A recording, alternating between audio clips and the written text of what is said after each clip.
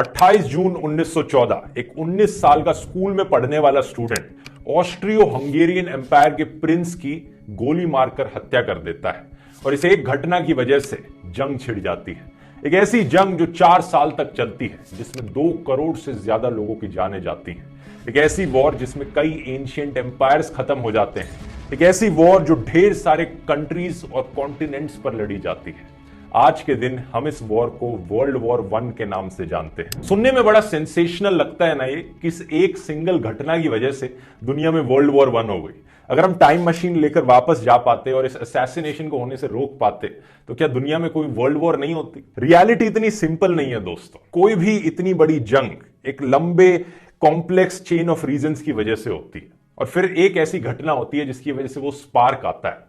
Imagine करो एक dynamites का पहाड़ है यहां पर और मैं एक छोटी सी माचिस का इस्तेमाल करके इस पूरे डायनामाइट के पहाड़ को फोड़ देता हूं। तो जो धमाका यहां पर हुआ है वो मेरी माचिस की वजह से नहीं हुआ, वो एक्चुअली में यहां पर एक डायनामाइट का पहाड़ था इसलिए हुआ है। आइए आज के वीडियो में वर्ल्ड वॉर 1 को समझते हैं। January 1916. 140,000 men were assembling for the attack. In our wood, the front trenches would be taken in the first place. For 3 hours, the German heavy guns. At 7 in the morning, the bombardment switched to the French line. साल 1914 में Europe का नक्शा कुछ ऐसा दिखता था। बीच में एक बड़ा सा ऑस्ट्रो हंगेरियन एम्पायर था जो आज के दिन के ऑस्ट्रिया और हंगरी के देशों से कहीं ज्यादा बड़ा है। जर्मनी का जो एम्पायर था वो भी आज के दिन के जर्मनी से कहीं ज्यादा बड़ा है। पोलैंड का कोई देश नहीं होता था। रशिया में रशियन एम्पायर था। आज के दिन के टर्की में ऑटोमन एम्पायर था। इसके अलावा यूनाइटेड किंगडम और फ्रांस थे।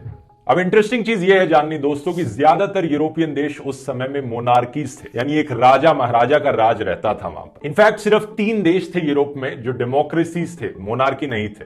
फ्रांस, स्विट्जरलैंड और सान मरीनो। अब ईस्टर्न यूरोप में कुछ देश हैं जैसे कि सर्बिया, बोस्निया, रोमेनिया और बुल्गारिया। इन्हें हम बाल्कन कंट्रीज कहते हैं। याद रखना ये हमारी कहानी में काफी इंपॉर्टेंट है। अपनी कहानी की हम शुरुआत करते हैं साल 1878 से। रशियन एम्पायर और ऑटोमन एम्पायर के बीच में एक जंग हुई थी। ऑटोमन एम्पायर एक तरफ था, रशियन एम्पायर दूसरी तरफ था, जो इन बाल्कन कंट्रीज की मदद कर रहा था ऑटोमन एम्पायर से अलग होने में। इस जंग के कंक्लूजन में 1878 में ट्रीटी ऑफ बर्लिन साइन करी गई थी। इस ट्रीटी के अनुसार ऑस्ट्रो हंगेरियन एम्पायर को हक दिया गया था कि बोस्निया और हेर्जेगोविना का जो रीजन है उसको ये एडमिनिस्टर कर सकता है टेम्पररली, लेकिन ऑफिशियली ये ऑटोमन एम्पायर का पार्ट रहेगा ये एरिया। लेकिन अक्टूबर 1908 में ऑस्ट्रो हंगेरियन एम्पायर ने बोस्निया और हेर्जेगोविना को एनेक्स कर लिया, इन्वेड कर दिया। उस समय का एक ये पॉलिटिकल कार्टून है जो बड़ा इंटरेस्टिंग है देखना। ऑटोमन के सुल्तान अपने हाथ पकड़कर खड़े हैं, हेल्पलेस फील कर रहे हैं, क्योंकि ऑटोमन एम्पायर के अंदर इंटरनल प्रॉब्लम्स आने लग रही थी, रेवोल्यूशंस होने लग रही थी अपनी। इस समय में बुल्गारिया आजाद हो गया ऑटोमन एम्पायर से, जो आप बीच में देख सकते हैं, एक इंडिपेंडेंट देश बन गया। लेफ्ट पर आप देख सकते हैं कि ऑस्ट्रियन महाराजा फ्रांस जोसेफ बोस्निया और हेर्जेगोविना देश को भी छीनने लग रहे हैं, फाड़कर मैप से छीनने लग रहे हैं। अब ये जो बोस्निया और हेर्जेगोविना का देश है ये 400 साल तक ऑटोमन राज के अंदर रहा, लेकिन आजादी मिलने की जगह अब यहां पर एक और एम्पायर ने आकर इसे कैप्चर कर लिया। ऑब्वियसली जो बोस्निया में रहने वाले लोग हैं वो इससे बहुत गुस्सा थे, वो आजाद होना चाहते थे। उनकी नेबरिंग कंट्री सर्बिया में भी लोग बड़े गुस्सा थे इस चीज को होते हुए देखकर। सर्बियन लोगों का बोस्नियन लोगों के साथ ना सिर्फ एक ज्योग्राफिकल कनेक्शन था बल्कि एक एथनिक कनेक्शन भी था। एक्चुअली में ये जो सारी कंट्रीज हैं ईस्टर्न यूरोप की, इनकी एथनिसिटी है स्लाव्स की। बहुत से लोग इन देशों में रहने वाले इस कनेक्शन को फील करते हैं। इनफैक्ट अगर आप इस मैप के बॉटम साइड पर देखोगे, जो डार्क ब्लू में कंट्रीज हैं, इन कंट्रीज के लोग अपने आप को साउथ स्लैव्स करके बुलाते हैं और बहुत से लोगों ने इन देशों में एक साउथ स्लैविक नेशन की भी डिमांड करी। तो सर्बिया ने कंप्लेन करी यहां पर कि ऑस्ट्रिया हंगरी का जो एम्पायर है वो ना सिर्फ बोस्निया को इन्वेड कर रहा है बल्कि हमारे साउथ स्लैव्स को इन्वेड करने लगा। अब इस देश पर कब्जा करने से पहले ऑस्ट्रिया हंगरी के फॉरेन मिनिस्टर ने ऑलरेडी रशियन फॉरेन मिनिस्टर के साथ बात कर ली थी कि रशिया इससे ऑब्जेक्ट ना करे, हम आपको पहले बता रहे हैं हम इस देश पर कब्जा करने वाले हैं। और रशिया ने बात सुन भी ली थी क्योंकि रशिया को रिटर्न में कुछ और चाहिए था। इस नक्शे को देखिए, यह है ब्लैक सी, इसके नीचे है सी ऑफ मारमारा, बीच में से ये स्ट्रेट ऑफ बॉस्फोरस गुजरता है इस्तांबुल को 2 में डिवाइड करते हुए। अब ये पार्ट ऑटोमन एम्पायर के पास था और रशिया इसे छीनना चाहता था। तो रशिया ने ऑस्ट्रो हंगेरियन एम्पायर से कहा कि हम इसे छीनेंगे, हम इस पर कब्जा जमाएंगे और तुम हमें कुछ मत कहना, और तुम वहां पर बोस्निया देश पर कब्जा जमा लो, हम तुम्हें कुछ नहीं कहेंगे। अच्छी डील है। लेकिन एक प्रॉब्लम थी कि रशिया में बहुत से स्लाविक लोग रहते थे और रशिया के अंदर ढेर सारे लोग प्रोटेस्ट करने लगे इस चीज को देखकर कि कैसे हम एग्री कर सकते हैं कि ऑस्ट्रो हंगेरियन एम्पायर वहां पर हमारे स्लाविक लोगों के ऊपर कब्जा जमा ले। रशियन एम्पायर ऑलरेडी कमजोर हो चुका था, उसे अपने लोगों की सुननी पड़ी। तो इस सीक्रेट एग्रीमेंट के बावजूद भी रशियन फॉरेन मिनिस्टर ने सर्बिया को सपोर्ट करना शुरू कर दिया। साल था 1909। अब ऑस्ट्रो हंगेरियन एम्पायर जर्मनी की तरफ देखता है और पूछता है, अगर हमने अब सर्बिया देश पर कब्जा जमा लिया और रशिया बीच में टांग अड़ाने आया, क्या तुम हमारी मदद करोगे? जर्मनी कहता है, क्यों नहीं भाई, हम तो बड़े पुराने दोस्त हैं, बिल्कुल मदद करेंगे। अब दूसरी तरफ रशिया फ्रांस से पूछता है, ये देखो ऑस्ट्रो हंगेरियन एम्पायर ने पहले बोस्निया देश पर कब्जा किया और सर्बिया ने जब ऑब्जेक्ट किया उस चीज को लेकर, अभी ऑस्ट्रो हंगेरियन एम्पायर और जर्मनी साथ में मिलकर बात कर रहे हैं सर्बिया को अटैक करने की। ऐसा करते हैं, अब हम साथ में मिलकर उन दोनों के अगेंस्ट फाइट करते हैं। लेकिन फ्रांस बोलता है कि मुझे क्या लेना देना बोस्निया से, वहां जो भी होता है जाने तो, मुझे इंटरफेयर नहीं करना इसमें। तो फ्रांस के मना करने पर अब रशिया चुपचाप बैठ जाता है और उसे बोस्निया का ये एनेक्सेशन एक्सेप्ट करना ही पड़ता है। तो अभी के लिए कोई भी जो जंग का खतरा था, एक वर्ल्ड वॉर का खतरा था, वो थम जाता है। लेकिन उसके बाद आता है द असैसिनेशन ऑफ फर्डिनांड। असल में बात क्या है, बोस्निया के जिन लोगों पर कब्जा किया गया है, बोस्निया के लोग तो चुप नहीं बैठेंगे। बोस्निया के लोग अपनी आजादी चाहते हैं। एक नई रेवोल्यूशनरी मूवमेंट की शुरुआत होती है जिसे कहा जाता है यंग बोस्निया। ये एक स्टूडेंट रेवोल्यूशनरी ग्रुप है। सर्बियन लोग इनकी मदद करने लग रहे हैं। इनका पर्पस है आजाद देश बनाना। इनफैक्ट इनका पर्पस ना सिर्फ बोस्निया और हेर्जेगोविना को आजादी दिलाना है, बल्कि सर्बिया के साथ यूनाइट करना भी है। ये चाहते हैं कि ये एक अखंड साउथ स्लाविक राष्ट्र बनाए, यूगोस्लाविया। क्या नाम है, यूगोस्लाविया। यूगो का मतलब होता है साउथ, तो साउथ स्लाविक कंट्री बने, जो कि स्पॉइलर अलर्ट बाद में जाकर बन भी जाती है। हालांकि आज के जमाने में बनकर टूट भी गई है ये कंट्री। लेकिन एनीवेज 28 जून 1914 को ऑस्ट्रिया हंगरी के जो प्रिंस हैं फर्डिनांड, वो अपनी वाइफ सोफी के साथ बोस्निया की एनेक्स्ड टेरिटरी में सफर करने जा रहे होते हैं। वैसे तो ये हिंदी वाला सफर करना चाह रहे थे, लेकिन जल्द ही इंग्लिश वाला सफर कर बैठे। 6 बोस्नियन रेवोल्यूशनरीज ने प्लान किया कि वो इन्हें मारेंगे। सुबह के करीब 10 बजे एक रेवोल्यूशनरी जिनका नाम था कैब्रिनोविक एक बॉम्ब फेंकते हैं फर्डिनांड की गाड़ी के पास। लेकिन ये बॉम्ब गाड़ी से बाउंस होकर साइड वाली सड़क पर फट जाता है और 20 लोग इंजर्ड हो जाते हैं। फर्डिनांड बचकर भाग निकलते हैं। ये जिस मीटिंग में जा रहे थे उस मीटिंग को कैंसिल कर देते हैं शौक में आकर, और बोस्नियन मेयर से कहते हैं, हम आपके शहर घूमने आए और हमारा स्वागत आपने बम से किया, ये तो आउटरेजियस है। प्रोग्राम कैंसिल करके ये हॉस्पिटल जाने की सोचते हैं, जो लोग इंजर्ड हुए हैं उनसे मिल सकेंगे।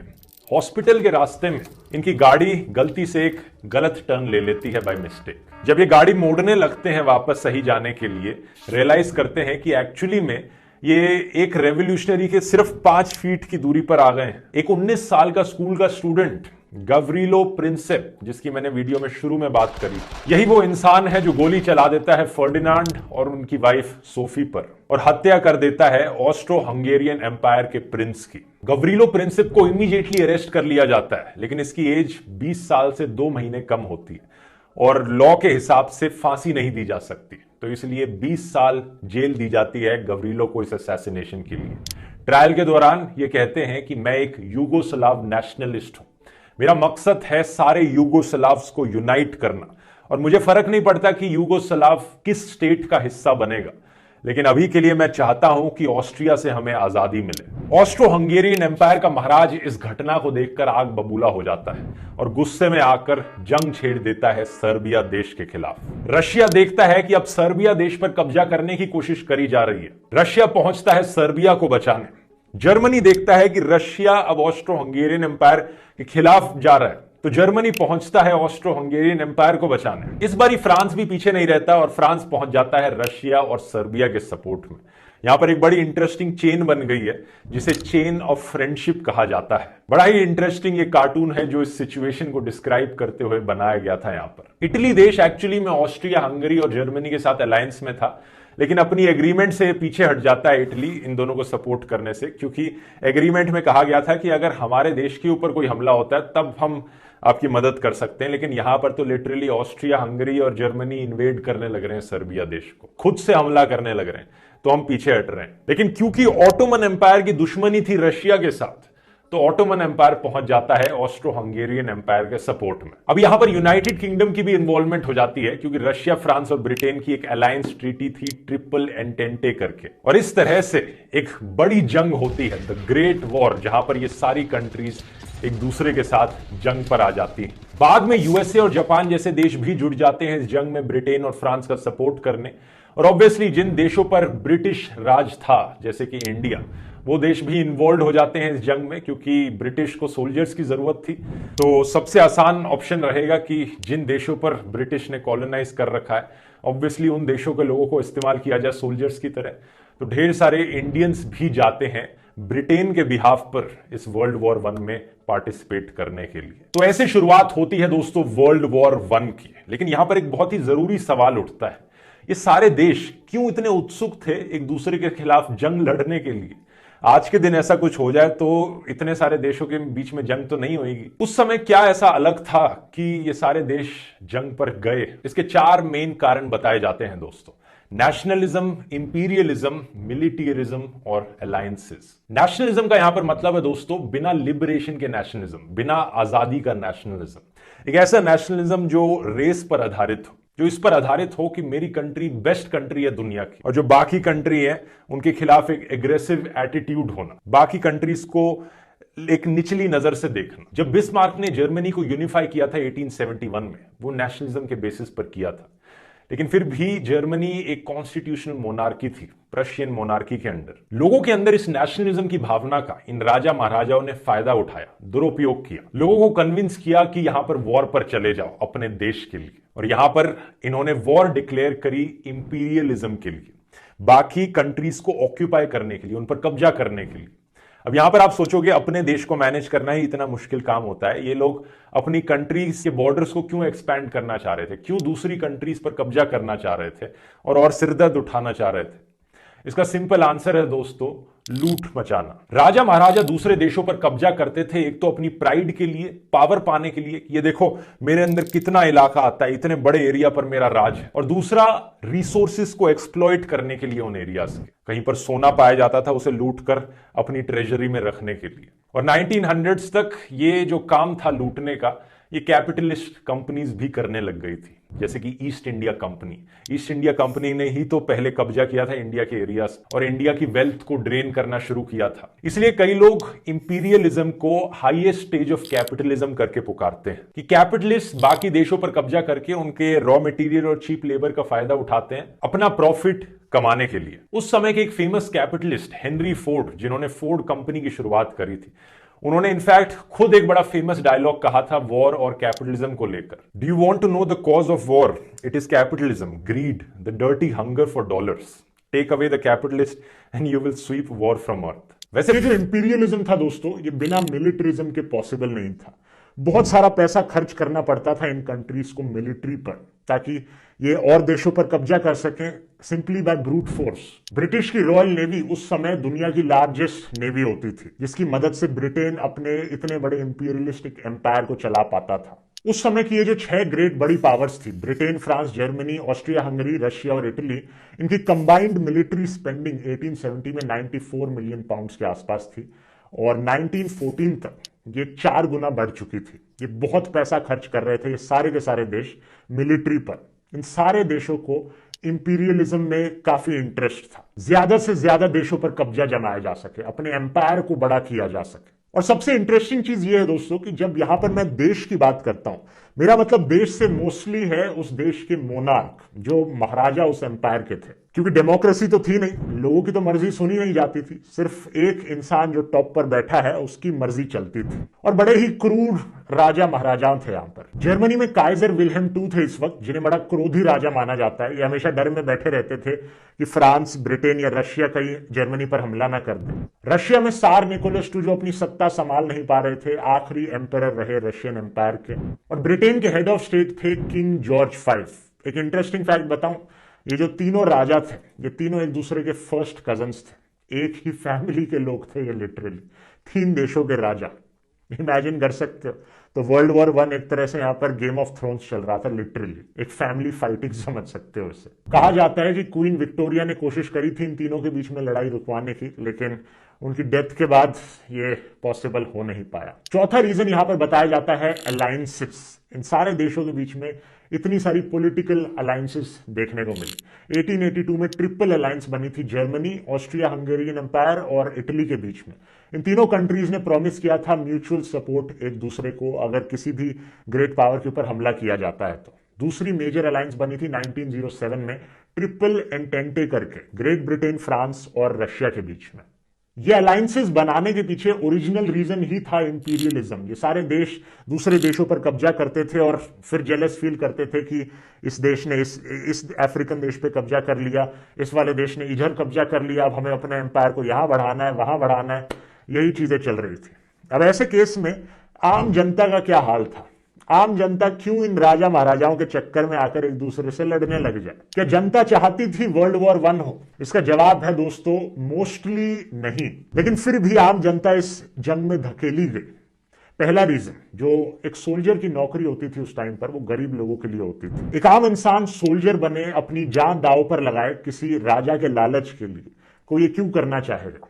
पैसे के लिए, एम्प्लॉयमेंट की कमी की वजह से। जिन लोगों को कहीं और एम्प्लॉयमेंट नहीं मिल पाती थी वो सोल्जर की तरह फिर नौकरी ढूंढते थे इन देशों में। अब चलो, अपने देश की सुरक्षा के लिए अगर जंग लड़नी है तो अलग बात है, लेकिन यहां पर किसी दूसरे देश पर कब्जा जमाने के लिए, दूसरे देश को इन्वेड करने के लिए क्यों जंग लड़ना चाहेगा कोई? मोटिवेशन कहां से आएगा इसका? इसका जवाब है प्रोपेगेंडा जो फैलाया जाता था उस समय में, जिंगोइस्टिक नेशनलिज्म। उस समय के अखबारों में, मीडिया में ऐसी इमेज बनाई गई कि अपने आप को आर्मी में इनलिस्ट करना एक बड़ा ही नोबल प्रोफेशन है, सेल्फलेस सर्विस है देश के लिए। सोल्जर्स को बड़ा ही जेंटलमैन, डिसिप्लिन्ड हीरोज की तरह दिखाया गया। वॉर को ग्लोरीफाई किया जाने लगा मीडिया में। फॉर एग्जांपल, ब्रिटेन एक टाइम पर रशिया के साथ क्रीमियन वॉर पर गया था और एक फेल्ड मिलिट्री एक्शन की वजह से 200 सोल्जर्स मारे गए थे ब्रिटिश के। लेकिन न्यूज़पेपर्स ने इस चीज को इतना बढ़ा चढ़ा के हाईलाइट किया। जो आर्टिकल प्रिंट किया गया द टाइम्स लंदन में, उसमें कहा गया the British soldier will do his duty even to certain death and is not paralyzed by the feeling that he is the victim of some hideous blunder। मतलब top leadership ने वहां पर गलत decision लिए जिसकी वजह से सोल्जर्स की जाने गई, फिर भी इस चीज को एक हीरोइक एक्ट की तरह दिखाया गया। ब्रिटेन के जो मोनार्क थे उन्होंने एक ऑफिशियल पोएट को अपॉइंट किया था, एल्फ्रेड टेनिसन करके। उन्होंने एक पोएम लिखी, charge of the light brigade. ये one of the first poems थी दुनिया में जो सोल्जर को हीरो की तरह दिखाती है। एक और फेमस इंग्लिश पोएट थे रूपर्ट ब्रुक करके, उनकी पोएम्स द सोल्जर या फिर द डेड, वॉर और डेथ को एक ग्लोरियस चीज की तरह दिखाती थी। इनकी खुद की डेथ वर्ल्ड वॉर 1 में हुई थी और विंस्टन चर्चिल ने इनकी पोएम का इस्तेमाल किया एक डेथ नोट की तरह बाकी और लोगों को रिक्रूट करने के लिए। तो इस तरह का वॉर मॉन्गरिंग प्रोपेगेंडा उस टाइम पर फैलाया जाता था। दिखाया जाता था कि जंग पर जाना अपने देश के लिए बड़ी अच्छी चीज है। मैं यहां पर देश कहने लग रहा हूं क्योंकि देश यहां पर कोई डेमोक्रेटिक कंट्री नहीं थी। देश यहां पर एक राजा के अंदर शासन था और अब बेसिकली जंग पर जा रहे थे उस राजा के लिए। लेकिन हर कोई इस प्रोपेगेंडा के इन्फ्लुएंस में नहीं आया। काफी लोग थे इन देशों में जो वॉर के कंप्लीटली अगेंस्ट थे। अमेरिका की सोशलिस्ट पार्टी, इटालियन की socialist party, British labour party, Russia में बोल्शेविक्स, जर्मनी में कार्ल लिबनेस्ट और रोजा लक्समबर्ग। इसके अलावा कई और ग्रुप्स थे लोगों के, जैसे कि एनार्किस्ट और सिंडिकलिस्ट जो इंटरनेशनलिज्म में विश्वास रखते थे। कुछ लोग रिलीजन और ह्यूमैनिटी के बेसिस पर वॉर को अपोज करते थे, जैसे कि हेनरी फोर्ड या फिर वैलेंटीन बुल्गाकोव। और इसके अलावा रुडयार्ड किपलिंग जैसे इंटेलेक्चुअल्स और पोएट्स भी थे जो वॉर के अगेंस्ट थे। इन्हें आप जानते होंगे, जंगल बुक के ऑथर हैं। The charge of light brigade की पोएम के अगेंस्ट इन्होंने काउंटर पोएम लिखी थी, the last of the light brigade, जो हाईलाइट करती है कि किन बुरी परिस्थितियों से सोल्जर्स को गुजरना पड़ता है एक जंग लड़ते वक्त। सिमिलरली विल्फ्रेड ओवन की कुछ पोएम्स थी जो वॉर का कड़वा सच दिखाती थी। पॉइजनस फ्यूम्स, हाथ पैर घाव से भरे हुए, खून की खांसी।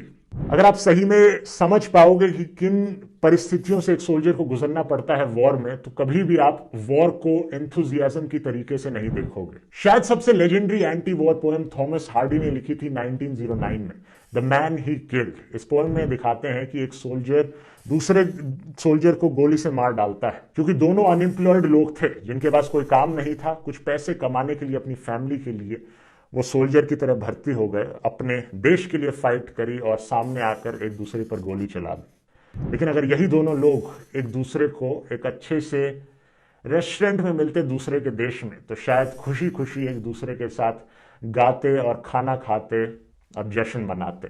यही रीजन है दोस्तों कि हर सोल्जर जो वर्ल्ड वॉर 1 में लड़ा था वो इस खराब वॉर मॉन्गरिंग प्रोपेगेंडा के इन्फ्लुएंस के अंदर नहीं आया, और हमें कई केसेस ऐसे देखने को मिले जहां पर कई म्यूटिनीज हुई।